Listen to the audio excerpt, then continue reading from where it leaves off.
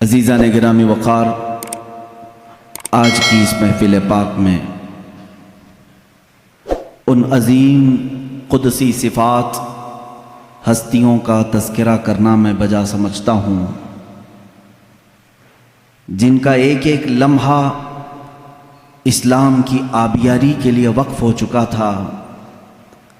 آج ہماری خلاصہ تقریر اور ہمارے بیان کا لب لباب ہوگا رسول کریم صلی اللہ تعالیٰ علیہ وسلم کے جانثار صحابہ کی سیرت طیبہ۔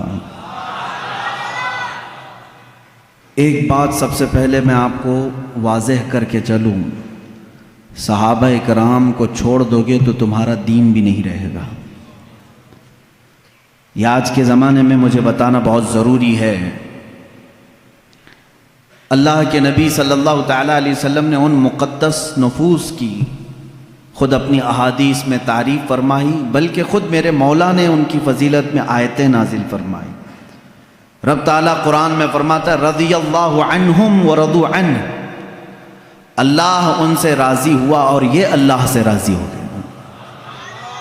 یہ صحابہ اکرام رضوان اللہ تعالیٰ علیہ مجمعین کے لیے ہی بات آئی ہے، جن کے بارے میں اللہ فرما رہا ہے کہ اللہ ان سے راضی ہو گیا، پھر دنیا میں ان کو اس سے بڑا مقام اور کیا دیا جائے۔ اللہ جن سے راضی ہو گیا۔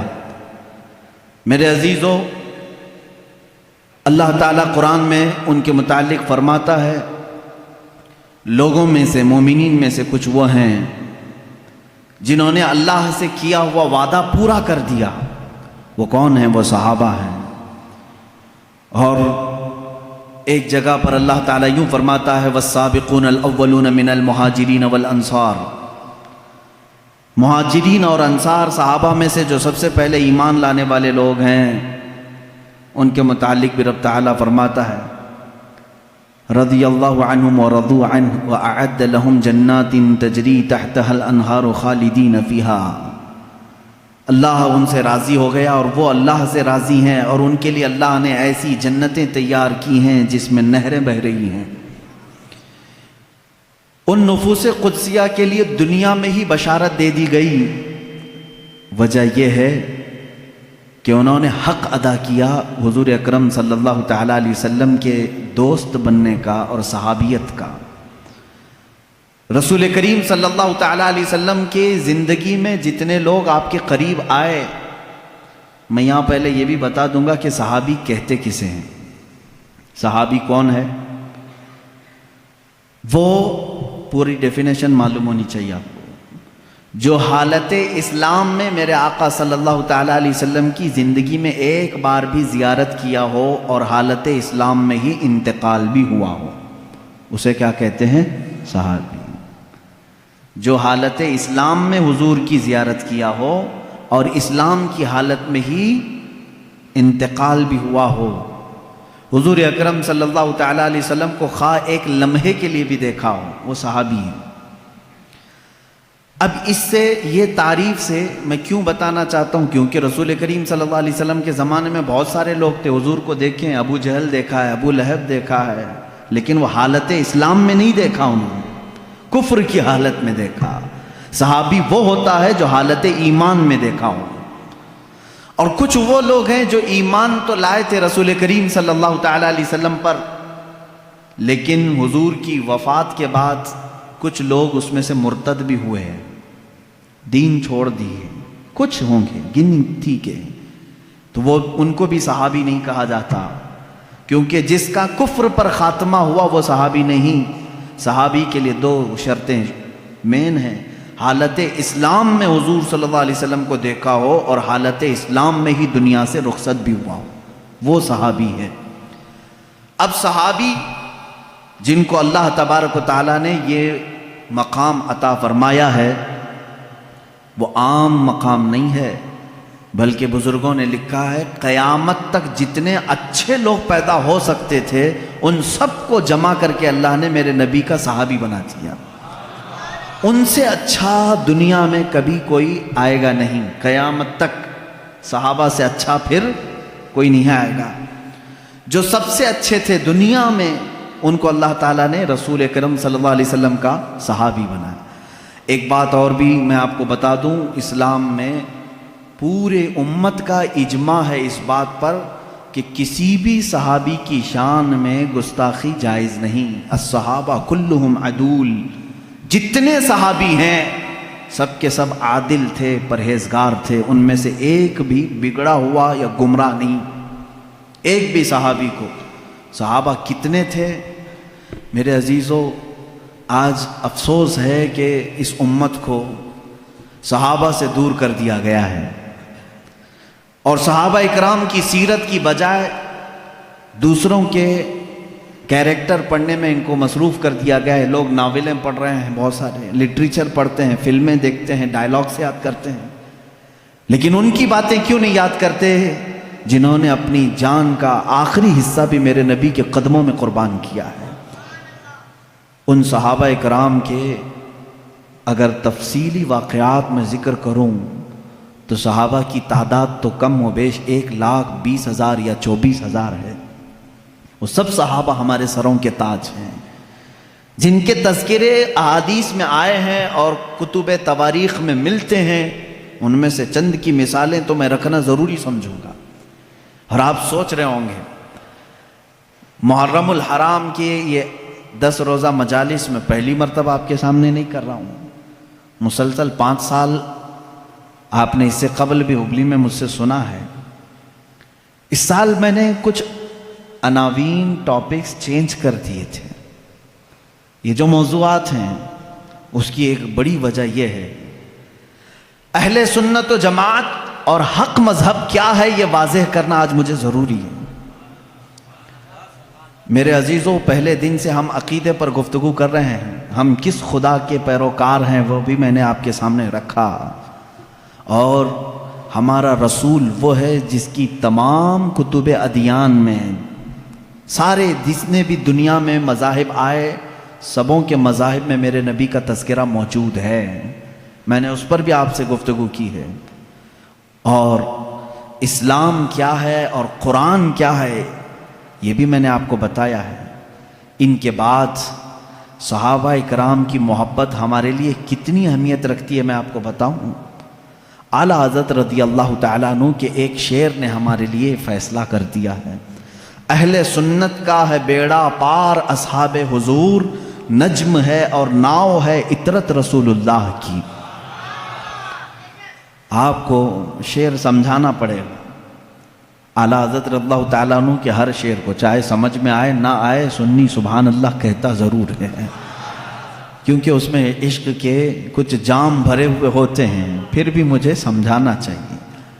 اللہ کے نبی صلی اللہ تعالیٰ علیہ وسلم نے اپنی زندگی پاک میں 2 جماعتوں کی بڑی فضیلت بیان فرمائی، 2 جماعتوں کی بڑی فضیلت بیان فرمائی۔ ایک صحابہ کی جماعت ہے اور دوسرے اہل بیت کی جماعت ہے۔ رسول اللہ صلی اللہ علیہ وسلم کے گھر والے جو ہیں ان کو اہل بیت کہتے ہیں، اور صحابی کی تعریف تو میں نے ابھی بتا دیا کہ جو رسول کریم صلی اللہ علیہ وسلم کو حالت ایمان میں دیکھے ہوں اور حالت ایمان میں ہی دنیا سے رخصت ہوئے ہوں۔ دونوں کے بارے میں رسول کریم صلی اللہ تعالیٰ علیہ وسلم کا ایک ایک فرمان سن لیجیے، ایک ایک حدیث دونوں کے بارے میں بتا دیتا ہوں۔ صحابہ اکرام کے بارے میں میرے آقا صلی اللہ علیہ وسلم فرماتے ہیں، اصحابی کالنجوم بأیہم اقتدیتم اہتدیتم، میرے صحابہ آسمان کے تاروں کی طرح ہیں، تم جس کی بھی پیروی کرو گے ہدایت پا جاؤ گے، جس کے بھی پیچھے چلو گے ہدایت پا جاؤ گے۔ میرے عزیزو، تاروں سے مشابہت اس لیے دی گئی کہ پہلے دور میں ایسا ہوتا کہ لوگ اپنا راستہ تاروں کو دیکھ کر کے ہی منتخب کرتے تھے۔ ستارے آج تمہارے لیے دیکھنے کی بھی فرصت نہیں، تارے چمک رہے ہیں کہ نہیں چمک رہے ہیں، تمہارے پاس گوگل میپ آ گیا نا۔ اس زمانے میں جو لوگ لمبے سفر پر ہوتے وہ تاروں کو دیکھ کر کے اپنی سمت متعین کرتے تھے، یہ مشرق کی طرف راستہ جا رہا ہے، مغرب کی طرف، یہ ایسٹ ویسٹ ساؤتھ نارتھ سب وہ تاروں سے منتخب کرتے تھے۔ عرب اس معاملے میں بہت مشہور بھی تھے، معروف بھی تھے۔ اتنا ہی نہیں، جو سمندروں کے سفر میں جاتے ہیں، اور آج بھی سمندروں کے سفر میں کشتیاں ہوں تو وہ تاروں سے، ستاروں سے اپنے راستے منتخب کرتے ہیں۔ جو تاروں کا علم رکھتے ہیں انہیں معلوم ہے کہ کون سا تارا چمکتا ہے اور وہ کس سمت میں دکھاتا ہے راستہ. علم نجوم کے جو ماہر ہیں وہ جانتے ہیں. عربی میں تارے کو نجم کہتے ہیں. کیا کہتے ہیں؟ نجم. اور اس کی پلورل ہے، جمع ہے نجوم. نجوم حضور اکرم صلی اللہ علیہ وسلم نے صحابہ کو کہا یہ نجوم ہیں، ہدایت کے تارے ہیں، تم جس تارے کے پیچھے بھی چلو گے ہدایت پا جاؤ. یہ تارے عام طور پر کہاں پر ہدایت دیتے ہیں؟ کشتی میں، سمندر کے سفر میں بہت زیادہ ان کی ضرورت ہوتی ہے. کیونکہ راستہ چلتے وقت ہو سکتا ہے تم کہیں کسی سے پوچھ کر کے راستہ طے کر لو گے. سمندر کے سفر میں کوئی ملتا نہیں سوائے مچھلیوں کی، کسے راستہ پوچھو گے؟ جب بیچ سمندر میں کشتی پہنچتی ہے تو وہاں ایسٹ ویسٹ ساؤتھ نارتھ کچھ بھی نہیں معلوم پڑتا، جہاز کس طرف جا رہے ہیں. تو وہاں تاروں سے ہی راستہ منتخب کیا جاتا ہے، معین کیا جاتا ہے. ایک حدیث میں نے صحابہ کے متعلق سنائی.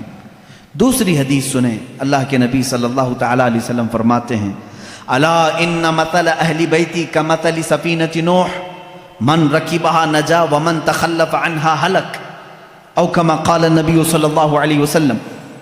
اللہ کے حبیب صلی اللہ تعالی علیہ وسلم فرماتے ہیں خبردار میرے اہل بیت، میرے گھر والے، اہل بیت سمجھتے ہیں نا، میرے اہل بیت نوح علیہ السلام کی کشتی کی طرح ہیں. نوح علیہ السلام کی کشتی، آپ کو واقعہ معلوم ہوگا، پوری دنیا ڈوب گئی تھی مگر نوح علیہ السلام کی کشتی تیر رہی تھی. پہاڑ تک ڈوب چکے تھے، پانی میں پہاڑ تک ڈوب چکے تھے، لیکن نوح علیہ السلام کی کشتی پانی پر چل رہی تھی، اور اس کشتی میں جتنے لوگ تھے وہ محفوظ تھے. اب میرے آقا صلی اللہ علیہ وسلم کی حدیث سنو. فرماتے ہیں رسول کریم صلی اللہ علیہ وسلم میری اہل بیت، میرے گھر والوں کی مثال نوح علیہ السلام کی کشتی کی طرح ہے. جو ان کے ساتھ ہو گیا وہ نجات پا گیا. جیسے جو نوح علیہ السلام کی کشتی میں بیٹھا وہ ہدایت پا گیا، صحیح طریقے سے باہر نکل گیا، اور جو اہل بیت کا دامن پکڑا وہ نکل گیا، یعنی اس دنیا میں گمراہ ہونے سے محفوظ رہا. اب دیکھیں اس کو کہا ہے کشتی. حضور اکرم صلی اللہ علیہ وسلم نے اہل بیت کو کیا کہا ہے؟ کشتی. اور صحابہ کو کیا کہا ہے؟ نجم، ستارے. ستاروں کی ضرورت اسی وقت ہوتی ہے جب کشتی سمندر میں ہوتی ہے. دونوں کی مماثلت دیکھیں سمندر کے سفر میں. اب یہاں سے ایک بات سمجھ میں آئی کہ اگر تمہیں سمندر کا سفر کرنا ہے اور تم کہتے ہو صرف تارے دیکھ کر کے میں چلوں گا، ڈوب جاؤ گے. تمہیں کیا چاہیے؟ کشتی چاہیے. تارے راستہ تو دکھا سکتے ہیں لیکن سمندر پہ چلنا تمہارے بس کی بات نہیں، کشتی پہ سوار ہونا ہوگا. اور اگر کوئی بندہ یہ کہے میرے پاس کشتی ہے میں کچھ بھی نہیں دیکھوں گا خود چلوں گا، وہ سمندر میں بھٹکتا پھرے گا، اسے تارے دیکھنا ہی پڑے گا. اس کا مطلب ہوا کہ بغیر صحابہ کے بھی دین نہیں چلے گا، بغیر اہل بیت کے بھی دین نہیں چلے گا. تم اگر اہل بیت کی محبت کے دعوے دار ہو تو صحابہ کو بھی ماننا ہوگا، اور اگر صحابہ کی محبت کے قائل ہو تو اہل بیت کا دامن بھی نہیں چھوڑنا ہوگا. اسی لیے اعلیٰ حضرت نے فرمایا، یہ دونوں لفظ یاد ہو گئے، کشتی کو ناؤ کہتے ہیں، کشتی کو ناؤ، اور صحابہ کو حضور نے نجم کہا ہے. اعلیٰ حضرت فرماتے اہل سنت کا ہے بیڑا پار، اصحاب حضور نجم ہے اور ناؤ ہے اطرت رسول اللہ کی. یہ صرف ہم ہیں کہ ہمارے پاس صحابہ کی جماعت بھی ہے اور اہل بیت کی جماعت بھی ہے. ہم شیعہ رافضی بھی نہیں اور گستاخ صحابہ بھی نہیں. ہم اہل بیت کے دشمن خارجی بھی نہیں اور صحابہ کے دشمن شیعہ رافضی بھی نہیں. الحمدللہ ہم جہاں صدیق اکبر کی امامت کو تسلیم کرتے ہیں وہیں حیدر کرار کی ولایت کو بھی تسلیم کرتے ہیں. ہم جہاں سیدہ کائنات فاطمۃ الزہرا رضی اللہ تعالیٰ عنہا کو سلام اللہ علیہا کہتے ہیں، انہیں جنتی عورتوں کی سردار مانتے ہیں، وہیں ام المومنین عائشہ صدیقہ کا بھی احترام کرتے ہیں. یہ اہل سنت و جماعت ہے جو درمیانی راستے میں ہے. میرے عزیزو ذرا ادھر ادھر ہو جاؤ گے تو قدم ڈگمگا جائیں گے. کبھی ایسا ہوگا کہ کشتی میں بیٹھے تو ہو لیکن تمہیں تارے نہیں دیکھنے ہیں، نہیں ہم کو صحابہ کی ضرورت نہیں، بھٹکتے رہو گے بھٹکتے رہو گے، کہاں جا رہے ہیں پتہ ہی نہیں چلتا۔ ایسے ہیں آج شیعہ بھی ہیں بیچارے، بھٹکے ہوئے ہیں، انہیں پتہ ہی نہیں ہے مغرب میں جانا ہے کہ مشرق میں جانا ہے۔ صحابہ کی اگر ہدایت ساتھ ہو تو کشتی پر بیٹھا ہوا آدمی منزل مقصود تک پہنچتا ہے۔ حدیث پاک ہے اللہ اللہ فی اصحابی، حضور اکرم صلی اللہ علیہ وسلم نے فرمایا اللہ سے ڈرو، اللہ سے ڈرو میرے صحابہ کے بارے میں، میرے بعد میرے کسی صحابی کو گالی مت دینا۔ میرے آقا صلی اللہ علیہ وسلم فرماتے ہیں جس نے میرے کسی صحابی کو گالی دی اس نے مجھے گالی دی۔ اللہ کے نبی صلی اللہ تعالیٰ علیہ وسلم کی شان میں کوئی گالی دینا پسند کرے گا؟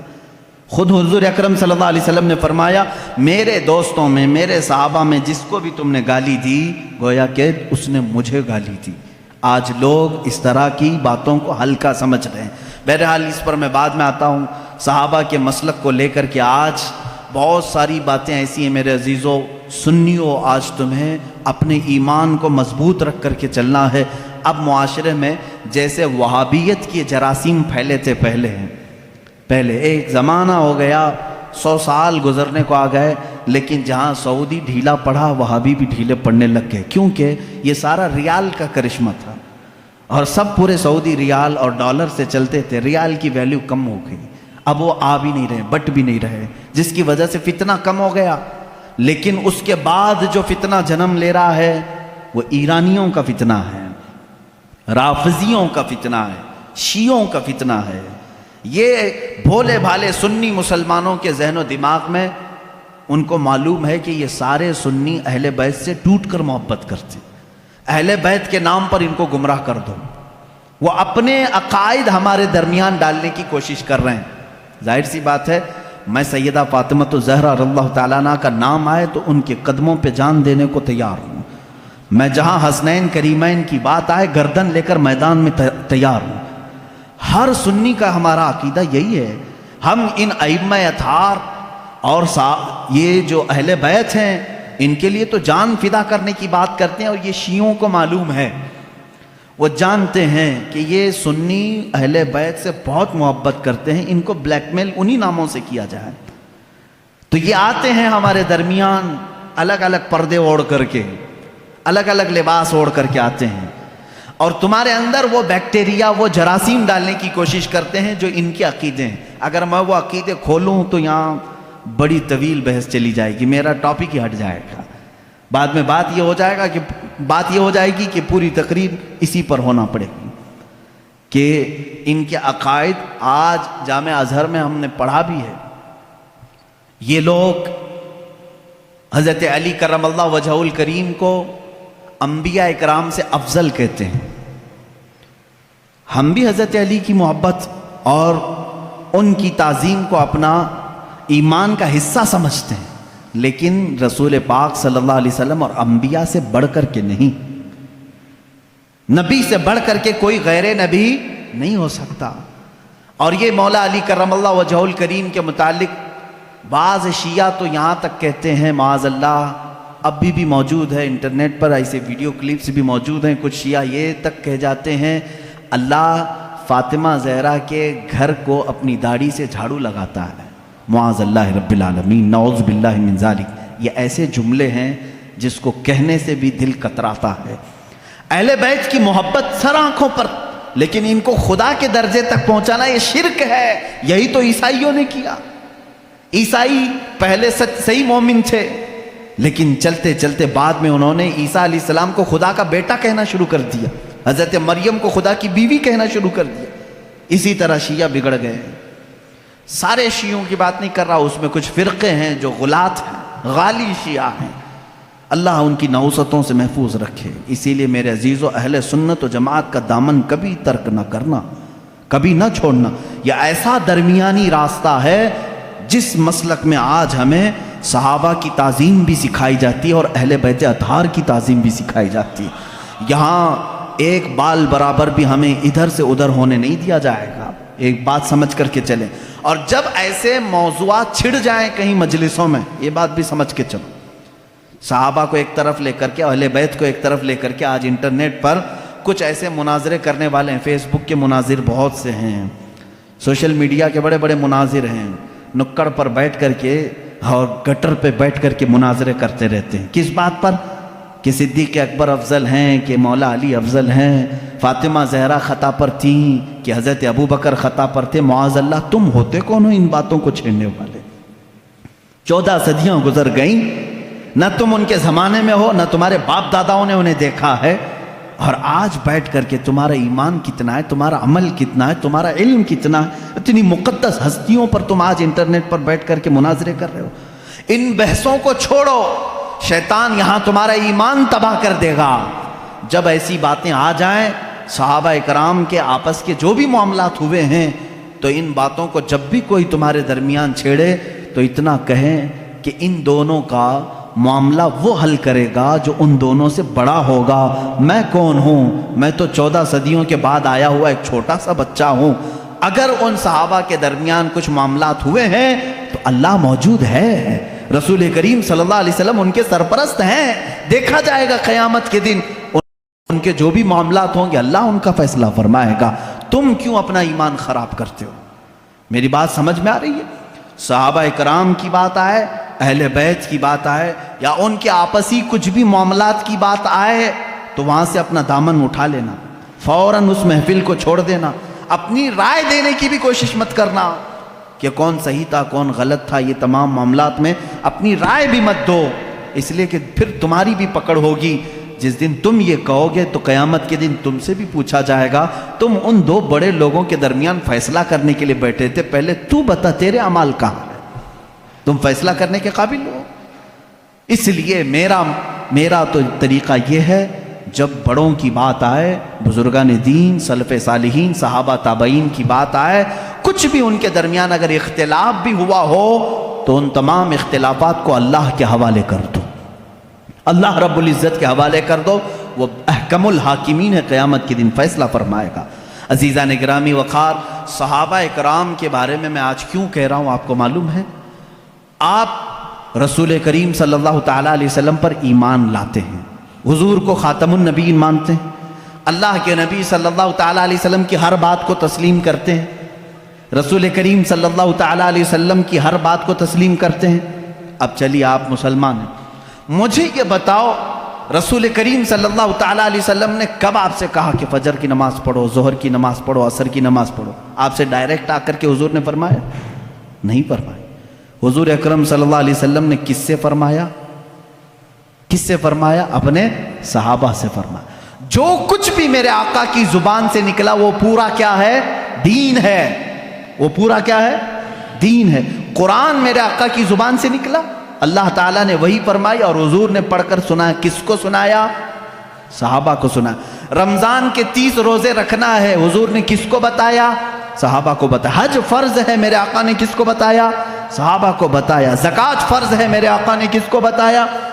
یہ میرا پورا دین میرے آقا نے صحابہ کو بتایا۔ اگر ان صحابہ کو ہٹا دیا جائے تو پھر ہمارا دین کچھ بھی نہیں ہے۔ ہم تک اگر دین کو منتقل کیا ہے، ٹرانسفر کیا ہے، تو کس نے کیا؟ صحابہ اکرام نے۔ ان کو چھوڑ کر کے تم کوئی فیصلہ نہیں لے سکتے۔ صحابہ اکرام رضوان اللہ تعالیٰ علیہم اجمعین نے روایتیں کی، حضور صلی اللہ علیہ وسلم کی باتیں ہم تک منتقل کی۔ ارے یہ قرآن جس پر کل آپ نے پوری مفصل گفتگو سنی ہے، یہ پورا قرآن بھی اگر محفوظ ہم تک پہنچانے میں بڑا کردار ادا کیا ہے تو صحابہ اکرام نے کیا۔ حضور صلی اللہ علیہ وسلم سے انہوں نے جتنا سنا تھا سب کچھ انہوں نے لکھا اور جمع کیا، اور امت بعد میں آنے والی امت کو یہ امانت پہنچائی۔ اس لیے صحابہ اکرام کے معاملات کو سنو، اور میں آج دعوت فکر دیتا ہوں میرے ہر بچے کو، ہر دوست اور میرے ہر بھائی کو، کہ اب دوسروں کی ادھر ادھر کی تاریخ پڑھنے سے بہتر ہے کہ پہلے تم صحابہ کی تاریخ پڑھو۔ یہ تمہیں رسول کریم صلی اللہ تعالیٰ علیہ وسلم کا حقیقی عشق اور محبت سکھاتے ہیں۔ ہم تو تقریروں میں بتاتے ہیں، یہ الگ معاملہ ہے، لیکن صحابہ جو اپنے عمل سے بتاتے ہیں اس کی مثال ملتی نہیں ملے گی۔ رسول کریم صلی اللہ تعالیٰ علیہ وسلم کی جو اطاعت، فرما برداری، جو حضور اکرم صلی اللہ علیہ وسلم کا ادب و احترام، انہوں نے کہہ کر کے نہیں کر کے دکھایا ہے۔ وہ اس کی کوئی بھی مثال آج تک نہیں ملتی۔ چند صحابہ اکرام کی میں باتیں بتاؤں، کتنی محنت مشقت اور دقت سے یہ اسلام میں آئے اور جمے رہے۔ ان کے بارے میں قرآن کہتا ہے ان الذین قالوا ربنا اللہ ثم استقاموا، بے شک وہ لوگ جنہوں نے کہا اللہ ہمارا رب ہے پھر اس پر جمے رہے، تتنزل علیہم الملائکہ، اللہ فرماتا ہے ان پر رحمت کے فرشتے اتارے جاتے ہیں۔ یہ صحابہ کے بارے میں بات آئی۔ ایک بار جب انہوں نے کہہ دیا اللہ ہمارا رب ہے پھر ہٹتے نہیں تھے، اس سے ہٹتے نہیں تھے۔ آج کی جو موب لنچنگ ہے ان کے ساتھ بھی ہوئی ہے، بلکہ اس سے بھی زیادہ سخت طریقے سے ہوئی ہے۔ صحابہ اکرام رضوان اللہ تعالیٰ علیہم اجمعین کو جو اذیتیں دی گئی، جو مشقتیں دی گئیں، میرے عزیزوں کان کھڑے ہو جاتے ہیں سنتے ہوئے۔ ان میں جو اذیتیں سہنے والے حضرت خباب بن الارت رضی اللہ تعالیٰ عنہ، جب یہ مدینہ طیبہ آئے، حضرت خباب رضی اللہ تعالیٰ عنہ، ان کی پیٹھ پوری گل چکی تھی۔ کس وجہ سے؟ ان کی پیٹھ جب یہ اپنا دامن اٹھاتے تھے تو ریڑھ کی ہڈی دکھتی تھی۔ ان سے صحابہ نے پوچھا تم نے جبہ اٹھایا، یہ ریڑھ کی ہڈی تک کا گوشت کہاں گیا؟ کہتے کہ جب میں ایمان لایا تھا مکہ میں، یہ کفار مکہ مجھے پکڑ کر کے انگار کے کوئلوں پر لٹاتے تھے اور پھر میرے سینے پر پیر رکھ کر کھڑے ہو جاتے تھے، نیچے سے کوئلے میری چربی سے پگھل جاتے تھے، پھر ان انگاروں کو دھکایا جاتا تھا۔ حضرت عمر فاروق رضی اللہ تعالیٰ عنہ کی آنکھیں بھیگ گئیں، کہنے لگے اے خباب تم اور بلال دونوں نے یہ تکلیفیں اٹھائی ہیں۔ بلال حبشی کے ساتھ بھی یہی ہوتا تھا۔ حضرت خباب نے کہا بلال حبشی کو تو آزاد کرانے کے لیے ابو بکر صدیق آئے تھے، لیکن مجھے تو آزاد کرانے والا کوئی بھی نہیں تھا۔ حضرت خباب رضی اللہ تعالیٰ عنہ کو مسلسل 3 سال تک جلایا گیا ہے، 3 سال تک جلایا گیا ہے، پکڑے جاتے تھے، بار بار پکڑتے تھے، ان کو جلاتے تھے۔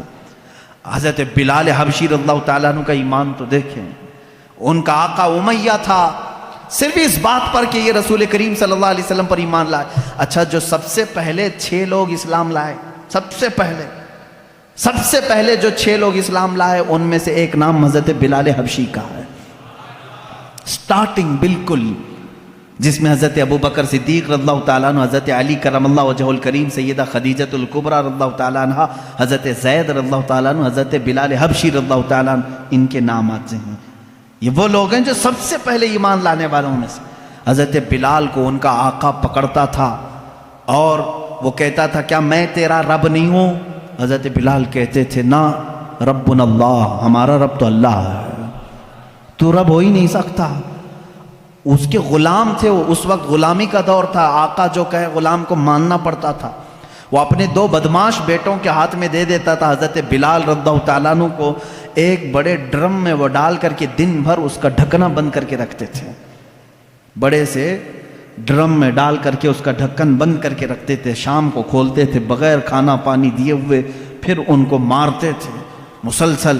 اور ایک دن تو اوباش لڑکوں کے ہاتھ میں ان کے آقا نے پیر میں رسی باندھ کر کے دے دیا، وہ بدماش لڑکے مکہ کی گلیوں میں حضرت بلال کو کھینچتے ہوئے لے جاتے تھے، اور وہ مکہ کی تپتی ہوئی گلیاں جب دھوپ چلچلاتی رہتی تھی اس میں حضرت بلال کو ننگی پیٹھ وہ کھینچتے ہوئے لے جاتے تھے، اور مکہ والے یہ منظر دیکھنے کو جمع ہوتے تھے تو سارے لوگ آتے تھے تو حضرت بلال مسکرا کر کہتے تھے اے مکہ والو، اللہ ایک ہے، اللہ ایک ہے۔ یہ اس زمانے میں کہہ رہے تھے جب ہر جگہ بتوں کی پوجا تھی۔ مکہ میں خانہ کعبہ کے اندر بت رکھے گئے تھے، خانہ کعبہ کے اندر بت تھے، ان کے درمیان بلال حبشی اعلان کر رہے تھے اے میرے عزیزو، ان کے ایمان کو ہم میں سے کون پہنچ سکتا ہے؟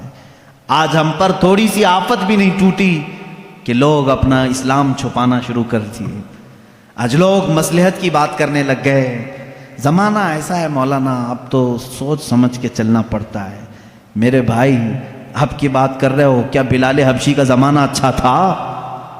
وہ زمانہ کتنا خطرناک تھا، کیا وہ زمانہ آج ہے تمہارے ساتھ؟ لوگ آج ہم سے کہتے ہیں نہیں اب ویسا نہیں چلے گا، اب تھوڑا سا زمانہ بدل گیا۔ اب زمانہ بدلا نہیں، یہ اللہ کا شکر ادا کرو کہ اب بھی اللہ نے تمہیں سجدوں کی اجازت دی ہے، یہ مہلت رکھی ہے، آزادی ہے آج بھی، پھر بھی تم مصلحت کی بات کرتے ہو۔ نہیں، سب کو راضی کرنے کے لیے اس بلال حبشی کو قیامت کے دن تمہیں منہ دکھانا ہوگا جو سارے بتوں کے بیچ میں کھڑے ہو کر کے کہتے تھے ربنا اللہ، ہمارا رب اللہ ہے، اللہ احد اللہ احد، اللہ ایک ہے، اللہ ایک ہے۔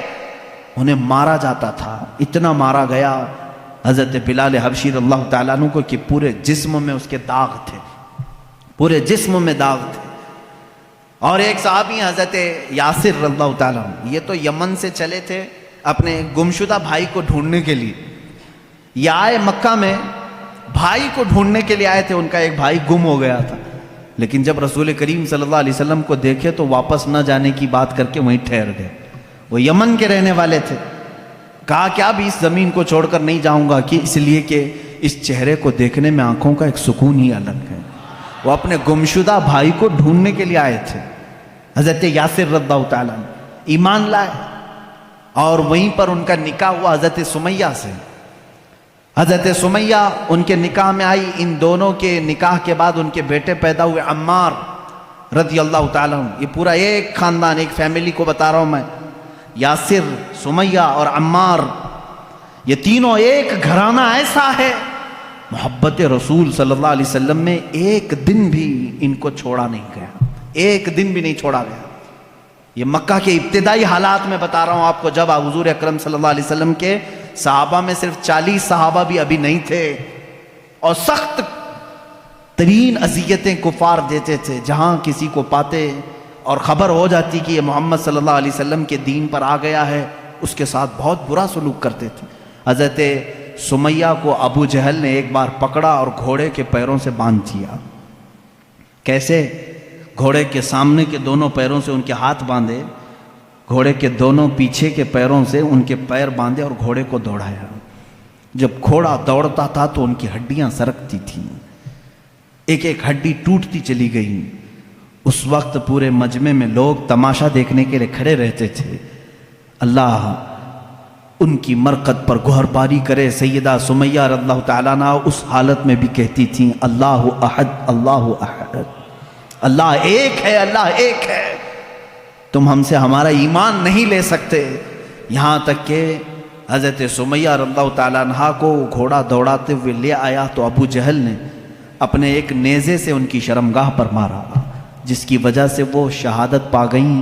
اسلام میں سب سے پہلی شہیدہ حضرت سیدہ سمیہ رضی اللہ تعالیٰ عنہ، سیدہ سمیہ، جن کو صرف اس بات پر شہید کر دیا گیا کہ وہ ایمان لائی تھی۔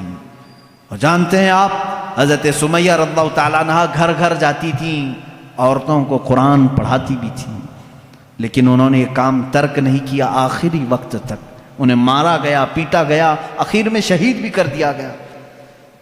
یہ دکھ برداشت نہیں ہو سکا۔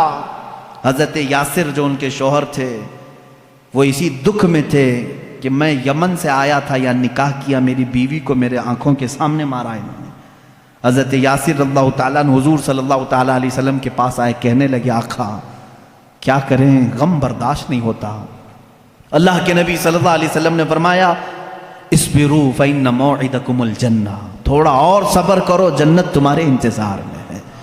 حضرت یاسر رضی اللہ تعالیٰ عنہ کو بھی ان کفار مکہ نے پکڑا اور ان کے ساتھ بھی بہت برا سلوک کیا، وہ بھی شہید ہوئے۔ یہ اسلام کے دو سب سے پہلے شہید ہیں۔ حضرت عمار جو بیٹے اکیلے بچ گئے تھے، جن کی آنکھوں کے سامنے ماں کو بھی مارا گیا ہو، باپ کو بھی مارا گیا ہو، ان کو کفار مکہ نے بلا کر کے سمجھایا، دیکھ تیری ماں بھی چلی گئی اور وہ بھی بری طرح زخمی تھی، ہڈیاں ٹوٹ گئی تھی، تیرے باپ بھی دنیا سے چلے گئے، تو اکیلا رہ گیا، کیوں محمد کے پیچھے لگا ہے صلی اللہ علیہ وسلم، کیوں تو اپنے مکہ والوں کو چڑھاتا ہے، چھوڑ دے اس دین کو، اس میں امن ہے، خیر ہے، ہم سارا مال تجھے دیتے ہیں اور تجارت میں تجھے ماہر بناتے ہیں۔ حضرت عمار نے کہا پہلے اگر بولتے تو ہو سکتا ہے کہ سوچا جاتا، میں اگر اپنے باپ اور اپنی ماں کے دین کو چھوڑوں تو غدار بیٹا کہلاؤں گا۔ مجھ سے یہ کیسے ممکن ہے کہ میں نے اپنے آنکھوں کے سامنے دیکھا کہ میرے باپ نے جاتے جاتے مجھے یہ وصیت کی ہے کہ مر جانا تو ایمان پر مرنا۔ میری ماں نے مجھے یہ سبق دیا ہے، موت آئے تو تجھے عشق رسول میں آئے، مجھ سے تم میرا ایمان نہیں لے سکتے۔ کافروں نے وہی کیا جو حضرت بلال کے ساتھ کرتے، بیچ راستے میں آگ جلائی اور اس پر حضرت عمار کو لٹا دیا۔ ان کی پیٹھ جلنے لگی، پیروں تک آگ لگی تھی، وہ رونے لگے۔ اسی اثنا میں میرے آقا صلی اللہ علیہ وسلم کا وہاں سے گزر ہو رہا تھا۔ حضور اکرم صلی اللہ تعالیٰ علیہ وسلم سے دیکھا نہ گیا۔ حضرت عمار نے پکار کر کے کہا، یا رسول اللہ صلی اللہ علیہ وسلم، دیکھیں ان صحابہ کی محبت کو، ہم میں سے کوئی پہنچ سکتا ہے ان کی مقام کو؟ کیا کہتے ہیں جانتے ہیں حضرت عمار؟ آگ پر لیٹے ہوئے ہیں، کفار مکہ وہاں پر انہیں ظلم و اذیت دے رہے ہیں۔ اس وقت رسول پاک صلی اللہ علیہ وسلم کا گزر ہو رہا تھا، صرف اتنا کہا، آقا اگر آپ اپنے عمار سے راضی ہیں تو میرے سامنے یہ آگ کچھ بھی نہیں ہے، اگر آپ راضی ہیں تو میرے لیے آگ کی گرمی کچھ بھی نہیں ہے۔ اس مقام پر بھی وہ یہ کہہ رہے ہیں، یہ نہیں کہا جل گیا ہائے ہائے مجھے بچا لیں، کہہ رہے ہیں یا رسول اللہ اگر آپ راضی ہیں مجھ سے تو پھر یہ آگ کی تپش بھی میرے لیے کچھ نہیں ہے۔ اللہ کے نبی صلی اللہ علیہ وسلم نے کیا پڑھا جانتے ہیں اس وقت؟ کہا یا نارو کونی بردن و سلامن علی عمار ابن یاسر۔ یہ آیت تو حضرت ابراہیم علیہ السلام کے لیے قرآن میں آئی ہے۔ میرے آقا صلی اللہ علیہ وسلم نے فرمایا اے آگ ٹھنڈی ہو جا عمار بن یاسر پر۔ حضرت عمار کہتے ہیں پھر ہجرت کرنے تک ہر ہفتے مکہ کے کفار مجھے آگ میں رکھتے، لیکن ہر بار آگ میرے لیے ٹھنڈی ہی ہوتی تھی، مجھے گرمی لگی ہی نہیں کبھی۔ حضرت عمار رضی اللہ تعالیٰ عنہ ان صحابہ میں سے جنہوں نے اسلام کے راستے پر اذیتیں اٹھائی مگر دامن رسول کبھی ترک نہیں کیا۔ عزیزان گرامی، ان صحابہ میں ایک لمبی فہرست ہے۔ رسول پاک صلی اللہ تعالیٰ علیہ وسلم کے لیے صحابہ نے صرف اپنی جانیں نہیں، اپنا مال بھی، اپنا وقت بھی، اپنی عزیز ترین خواہشات بھی، اپنی محبتیں سب قربان کیا ہے۔ کون سی چیز ہے جو انہوں نے نہیں چھوڑا؟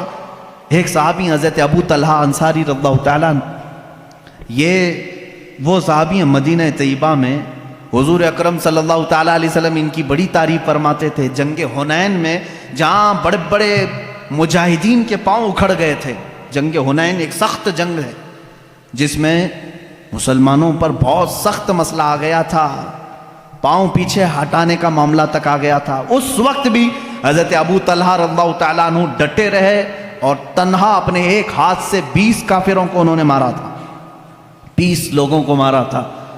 صحابی رسول ان کے پاس بڑی بڑی فضیلتیں تھے، میرے آقا صلی اللہ تعالیٰ علیہ وسلم ان سے محبت فرماتے۔ جب مدینے میں کوئی مہمان آتا تو کہتے ابو طلحہ کے گھر بھیجا کرو، کیونکہ حضرت ابو طلحہ مہمانوں کی ایسی ضیافت کرتے تھے، اللہ اکبر۔ حضور اکرم صلی اللہ تعالیٰ علیہ وسلم کے گھر ایک مہمان آئے، حضور نے فرمایا ابو طلحہ لے جاؤ۔ لے کر کے آئے، گھر آئے تو پتہ چلا بیوی نے کہا کھانا کچھ بھی نہیں ہے، ایک ہی آدمی کھا سکتا ہے، بچے بھی ہیں، آپ بھی ہیں، میں بھی ہوں، اور ایک مہمان کو آپ لے کر کے آئیں۔ حضرت ابو طلحہ نے کہا کوئی بات نہیں، بچوں کو سلا دو، بچوں کو تھپک کر سلا دو، کل ان کے لیے دیکھا جائے گا۔ اور رہی بات تیری اور میری، ہم رات کو صبر کر لیں گے، ہمارے کھانے میں سب سے پہلا حق مہمان رسول کا ہے۔ کون ہے جو اپنے گھر کی ایک کھانے کی مقدار کو آئے ہوئے مہمان کے لیے دے دے؟ اپنے بچوں کو سلا دیا، بیوی سے کہہ دیا، لیکن مہمان کو یہ بات معلوم ہونے نہ پائے کہ میرے گھر میں صرف ایک آدمی کا کھانا ہے۔ کہا دسترخوان بچھانا، کھانا رکھنا، لیکن اے میری شریک حیات چراغ بجھا دینا، چراغ گل کر دینا۔ ان کی بیوی نے دسترخوان پر کھانا رکھنے کے بعد چراغ بجھا دیا، چراغ بند ہو گیا، اندھیرا رہا۔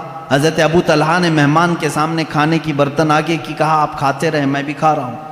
آپ نے صرف منہ چلایا اور مہمان کو پیٹ بھر کر کھانا کھلایا، یہاں تک کہ صبح ہوئی۔ جب رات مہمان نے ابو طلحہ کے گھر گزاری، صبح ہوئی، رسول کریم صلی اللہ تعالیٰ علیہ وسلم کے پاس آپ آئے۔ میرے آقا صلی اللہ تعالیٰ علیہ وسلم نے مسکرایا اور ان کا استقبال کیا۔ ابھی کچھ بات ہوئی نہیں، حضور اکرم صلی اللہ علیہ وسلم نے فرمایا ابو طلحہ جبرائیل آئے تھے، کل رات تمہارے گھر جو ہوا مجھے بتا کر گئے ہیں کہ اللہ تبارک و تعالیٰ نے تمہارے لیے جنتی دسترخوان بچھایا ہے جو اپنے حبیب کے مہمان کو اپنے گھر میں ذرا وقت کے لیے شرمندہ ہونے نہیں دیتا، مولا اس ابو طلحہ کو کبھی زندگی میں شرمندہ نہیں کرے گا۔ یہ میرے آقا کی دعا تھی۔ اس ابو طلحہ رضی اللہ تعالیٰ عنہ کی بات میں کروں، مدینہ طیبہ کے قریب میں ان کا ایک باغیچہ تھا۔ یہ ایک دو صحابہ نہیں جو باغیچے رکھتے تھے، بڑے بڑے رئیس صحابہ بھی ہیں، اس میں سے حضرت ابو طلحہ انصاری رضی اللہ تعالیٰ۔ ان کے باغیچے کی خصوصیت یہ تھی کہ انہوں نے الگ الگ قسم کے درخت لگائے تھے، ورنہ مدینے میں سب کھجور کے درختوں والے باغیچے، ان کے باغیچے میں رنگ برنگے پھول بھی ہوتے تھے۔ ایک دن نماز پڑھ رہے تھے اپنے باغیچے میں، ایک پرندہ آیا اور بیٹھا، بڑا باغیچہ تھا اور ان کے باغیچے کو لوگ دیکھنے کے لیے آتے تھے، ابو طلحہ رضی اللہ تعالیٰ عنہ کے۔ ایک پرندہ آیا نماز پڑھنے کے وقت، اور وہ بڑا خوبصورت پرندہ تھا، اس کی آواز بھی میٹھی تھی۔ وہ ایک ڈالی سے دوسری ڈالی، دوسری ڈالی سے تیسری ڈالی، اس طرح سے اچھل کود کر رہا تھا۔ آپ کو وہ بڑا اچھا لگا، آپ نماز کی حالت میں ہی اس کی طرف متوجہ ہو گئے۔ ہوتا ہے تھوڑی سی آواز آئے سب کی گردن پھر جاتی ہے، انسانی فطرت کا تقاضا ہے۔ حضرت ابو طلحہ رضی اللہ تعالیٰ عنہ اس پرندے کی آواز کی طرف متوجہ ہو گئے، یہاں تک کہ ظہر کی نماز تھی غالباً، اس کی آواز میں ایسا متوجہ ہو گئے کہ بھول گئے کتنی رکعت ہوئی تھی، 2 پڑھے تھے کہ 3 پڑھے تھے۔ آپ کو شک ہو گیا کہ میری 2 رکعت ہوئی کہ 3 رکعت ہوئی۔ پرندے کے چہچہانے نے مست کر دیا۔ پھر آپ نے سلام پھیرا، اپنی نماز پھر دوبارہ مکمل کر لی۔ دوڑتے ہوئے میرے آقا صلی اللہ علیہ وسلم کے پاس آئے، کہا یا رسول اللہ صلی اللہ علیہ وسلم، آپ کی بارگاہ میں ایک خبر دینے آیا ہوں۔ آپ کو معلوم ہے میرا سب سے حسین باغیچہ ہے مدینے کے گرد و نواح میں؟ کہا ہاں معلوم ہے۔ حضرت ابو طلحہ نے کہا یا رسول اللہ صلی اللہ علیہ وسلم، آج میں اسی باغیچے میں نماز پڑھ رہا تھا، ظہر کے وقت ایک پرندہ چہچہانے لگا، میرا خیال اس طرف ہو گیا۔ کہا کیا ہوا پھر؟ کہا اس کی طرف اتنا متوجہ ہو گیا کہ میں نماز میں اپنی رکعت بھول گیا، لیکن یا رسول اللہ صلی اللہ علیہ وسلم بعد میں نے اپنی نماز کو درست کر لیا، لیکن آپ کی بارگاہ میں آج اس لیے آیا ہوں آپ گواہ ہو جائیں، اس پورے باغیچے کو میں نے صدقہ کر دیا۔ کہا پورا اتنا قیمتی باغیچہ؟ کہا میں اس باغیچے کو رکھنا نہیں چاہتا جو مجھے میرے رب کی عبادت میں خلل پیدا کرے۔ میں اگر وہاں نہ گیا ہوتا، نہ وہ پرندہ آیا ہوتا، پورے درختوں کے باغیچے کو انہوں نے صرف اس بات پر وقف کر دیا، صدقے میں دے دیا۔ یہ وہ صحابہ ہیں جنہوں نے کبھی اس بات کی پرواہ ہی نہیں کی۔ ایک بار میرے آقا صلی اللہ تعالیٰ علیہ وسلم محفل میں بیٹھے، ایک صاحب شکایت لے کر کے آئے، ایک صحابی ہیں وہ شکایت لے کر کے آئے، یا رسول اللہ صلی اللہ تعالیٰ علیہ وسلم، میرا مدینہ طیبہ میں گھر ہے اور گھر کے آنگن میں کچھ درخت ہیں، میرا پڑوسی اس کے بھی آنگن میں کچھ درخت ہیں، یا دونوں کے چھوٹے چھوٹے باغیچے تھے، میں بیچ میں دیوار بنا رہا تھا، دیوار بنانے کے بیچ میں ایک درخت آ گیا ہے، میں اپنے پڑوسی سے کہہ رہا ہوں کہ وہ درخت تو مجھے دے دے، میری دیوار سیدھی ہو جائے گی۔ ہوتا ہے کبھی کبھار، وہ درخت بیچوں بیچ آ گیا، باؤنڈری وال میں کمپاؤنڈ بنا رہے تھے، بیچ میں آ گیا ہے، لیکن تھا وہ پڑوسی کا۔ اس صحابی نے اس سے کہا تو اس پڑوسی نے کہا میں نہیں دوں گا۔ انہوں نے کہا بیچ دے ایک درخت، میرے کمپاؤنڈ کے اندر آ جائے گا۔ اس نے کہا وہ بھی نہیں کروں گا۔ ان کی دیوار ایسے لے کے جانا پڑتا، ٹیڑھی ہو جاتی۔ حضور اکرم صلی اللہ علیہ وسلم کے پاس وہ آ کر کہنے لگے اس کا مسئلہ میں کیا کروں؟ اللہ کے نبی صلی اللہ تعالیٰ علیہ وسلم نے اس پڑوسی کو بلایا، کہا کہ میرے اس صحابی کی دیوار سیدھی ہو جائے تو ایک درخت اسے دے دے۔ کہا نہیں دوں گا میں۔ میرے آقا صلی اللہ علیہ وسلم کے فرمانے کے بعد بھی اس نے نہ کہا۔ پھر اس کے بعد حضور صلی اللہ علیہ وسلم نے فرمایا میں تجھے بتا دوں کہ تو وہ ایک درخت میرے اس صحابی کو دے گا، اللہ تجھے جنت میں ایک ایسا درخت دے گا جس کے نیچے گھوڑا 100 سال دوڑے گا، اس کے سائے کے نیچے 100 سال دوڑے گھوڑا، اتنا بڑا درخت تجھے جنت میں دے گا اللہ۔ اس کو کیا ہے منافقت تھی، اس نے کہا نہ نہ نہ مجھے نہیں چاہیے، مجھے نہیں چاہیے اس جنت کے وعدے کو۔ حضور اکرم صلی اللہ تعالیٰ علیہ وسلم خاموش ہو گئے۔ محفل میں جو صحابہ بیٹھے تھے جیسی حضور سے جنت کی تعریف سنتے تھے وہ مچل جاتے تھے۔ ایک صحابی کھڑے ہو گئے، حضرت ابو دحداح رضی اللہ تعالیٰ عنہ۔ ابو دحداح کھڑے ہوئے کہا یا رسول اللہ صلی اللہ تعالیٰ علیہ وسلم، اگر میں وہ درخت خرید کر کے اس صحابی کو دے دوں تو وہ فضیلت مجھے بھی ملے گی جو آپ نے اس پڑوسی کو بتایا ہے؟ میرے آقا صلی اللہ علیہ وسلم نے فرمایا ابو دہدہ، ہاں تجھے بھی ملے گی۔ یہ ابو دہدہ کون ہے جانتے ہیں؟ اللہ اکبر، مدینے کے بڑے امیر آدمی، بلکہ مدینے کی مارکیٹ میں اگر سب سے اعلیٰ قسم کی کھجور کہیں ملتی تھی تو ابو دہدہ کے باغیچے کی تھی۔ ان کے کھجوریں لینے کے لیے لوگ انتظار میں رہتے تھے، بکنگ پہلے ہوتی تھی۔ حضرت ابو دہدہ کا ایسا بڑا باغیچہ تھا اوالی مدینہ، جہاں کی کھجوریں سب سے مہنگی امپورٹ ہوتی ہوں گی، ایکسپورٹ ہوتی ہوں گی، اس زمانے میں ایکسپورٹ کی جاتی تھی، یعنی شام یمن تک جاتی تھی۔ حضرت ابو دہدہ کا باغیچہ پورے مدینے میں مشہور تھا۔ وہ آئے اس شخص کے پاس جو درخت نہیں دے رہا تھا، کہا اے بندے تو مجھے جانتا ہے؟ کہا ابو دہدہ تمہیں بھلا مدینے کا کون آدمی نہیں جانتا؟ کہا میرا باغیچہ جانتا ہے؟ کہا ہاں کیوں نہیں، اس باغیچے کی خصوصیت یہ، وہ خود بولنے لگا وہ منافق کہ ابو دہدہ تیرا باغیچہ مدینے کا سب سے قیمتی باغیچہ ہے، اس کی کھجوریں لینے کے لیے لوگ انتظار میں کھڑے رہتے ہیں، اور پلس اس میں یہ ہے کہ انہوں نے ایک بڑا بہت ہی عالیشان گھر بنایا تھا اس باغیچے کے اندر، اور اسی میں ایک کنواں بھی تھا جو میٹھے پانی کا تھا، ایک نہر جاری کر دی تھی، ایک بہت حسین و جمیل ماحول اس باغیچے کے اندر تھا۔ وہ منافق خود کہہ رہا ہے مجھے معلوم ہے تمہارے باغیچے کو۔ حضرت ابو دہدہ نے کہا میں وہ پورا باغیچہ دیتا ہوں، وہ ایک درخت دے گا؟ اس نے کہا یہ کیا پاگل پن ہے، ایسی بھی کوئی بات ہو سکتی ہے؟ ابو دہدہ کا باغیچہ اور میرا ایک درخت، وہ بھی کمپاؤنڈ کے بیچ میں آ رہا ہے۔ حضرت ابو دہدہ سے اس نے کہا کیا یہ بات تو ہوش و حواس میں کہہ رہا ہے؟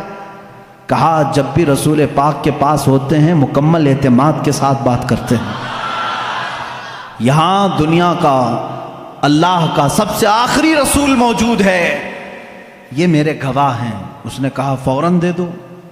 حضور صلی اللہ تعالیٰ علیہ وسلم سے انہوں نے کھڑے کھڑے تجارت کر دی، کھڑے کھڑے وہیں پر۔ اس منافق نے کہا میں نے ایک درخت بیچ دیا۔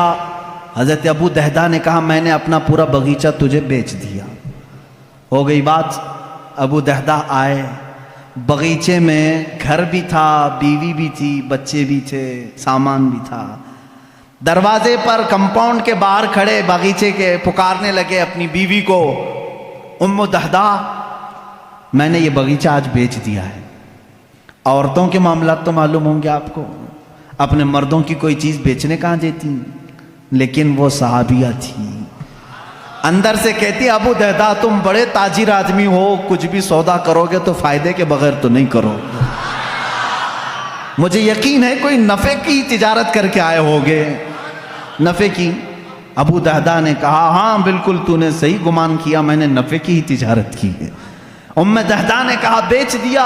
کہا ہاں، جلدی سے اپنا سامان اٹھا اور باہر نکلا، اب ہماری ملکیت میں نہیں ہے یہ باغیچہ، اب ہماری ملکیت میں نہیں۔ وہ جلدی جلدی سامان اٹھانے لگی اور دروازے پر ابھی آئی نہیں تھی، پوچھا کتنے میں بیچا، کتنے میں بیچا؟ بیوی کو بتانا تو ہوگا۔ ابو دہدہ باہر ہی کھڑے کہنے لگے رسول اللہ صلی اللہ علیہ وسلم کے پاس تجارت ہوئی ہے، میں نے یہ پورا باغیچہ ایک ایسے درخت کے بدلے میں بیچا ہے جس کے سائے میں گھوڑا 100 سال دوڑے گا۔ وہ چیخنے لگی، چلانے لگی، کہا ابو دہدہ میں نے صرف تجھ کو دنیاوی تجارت میں ماہر سمجھا تھا، تو آخرت کا بھی تاجر نکلا۔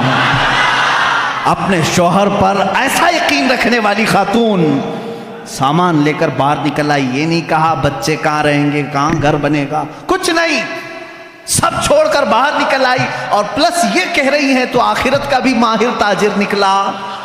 میرے آقا صلی اللہ علیہ وسلم کے پاس آئے اپنی بیوی اور بچوں کو لے کر کے، کہا یا رسول اللہ میں نے اسے سپرد کر دیا، اپنے اس صحابی سے کہیں اپنی دیوار سیدھی کر لے اور اپنا درخت اندر کر لے۔ اب پھر پوچھنے لگے یا رسول اللہ صلی اللہ علیہ وسلم اب وہ جو آپ نے وعدہ کیا تھا وہ ایک درخت میرا پکا ہے نا؟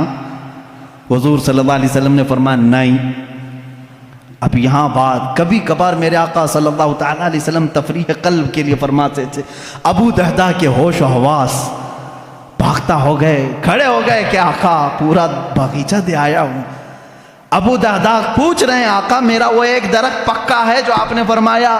حضور نے فرمایا نہیں، ابو دہدا وہ تو ایک درخت کے بدلے میں تھا، وہ تو ایک درخت کے بدلے میں تھا، تو پورا باغیچہ دے آیا ہے۔ اب میرے مولا نے مجھے وہی کر کے بتایا ہے، ابو دہدا کو جنت میں وہ باغیچہ دوں گا جس کے درختوں کی کوئی گنتی بھی نہیں کر سکے گا۔ حضور صلی اللہ علیہ وسلم فرما رہے ہیں میں تیرے باغیچے کے درختوں کی گنتی دیکھ رہا ہوں۔ حضرت ابو دہدا اسی وقت کہے فزت برب الکعبہ، رب کعبہ کی قسم میں کامیاب ہوں۔ یہ یقین اگر کسی کے پاس تھا تو وہ صحابہ کی زندگی میں تھا۔ اگر رسول فرما دے تو انہیں 100% یقین ہوتا، میرے آقا نے فرمایا ہے تو مجھے مل کے رہے گا۔